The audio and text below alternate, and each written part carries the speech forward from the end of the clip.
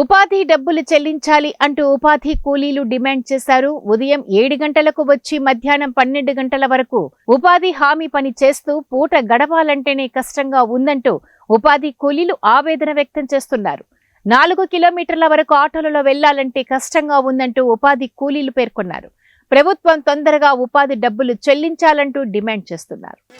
ఎంత నాకు ఇలా కూలి పడేది 300 పడుతుంది. అంటే ఎంత మంది వస్తారన్న మొత్తం టోటల్ దాదాపు ఇప్పుడు 320 మంది 320 మంది వస్తారు. యా ఊరు ఆవిడ వస్తారన్న?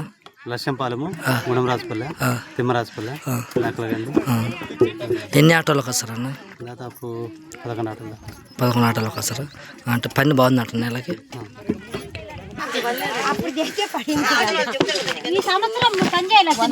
అక్క ఇప్పుడు మీకు ఎన్ని రోజులు వస్తాను అక్క పనికి? 1 మంత్ నుంచి వస్తాను అక్క. డబ్బులు పడిందాక? ఇంకా పర్లేదు. కూలి అని చెప్పిండు అక్క. ఇల్లు 300 చెప్పినాను. 300 పడింది. ఎన్ని గంటలకు వస్తారక్క? మేము 7:30కి వస్తాం. ఎన్ని గంటలకు పోతారక్క? పని ఎట్టుంది అక్క? చేస్తున్నాం సార్. అంటే అలకంగా ఉందా, బరువుగా ఉందా, ఎట్లా ఉంది అక్క?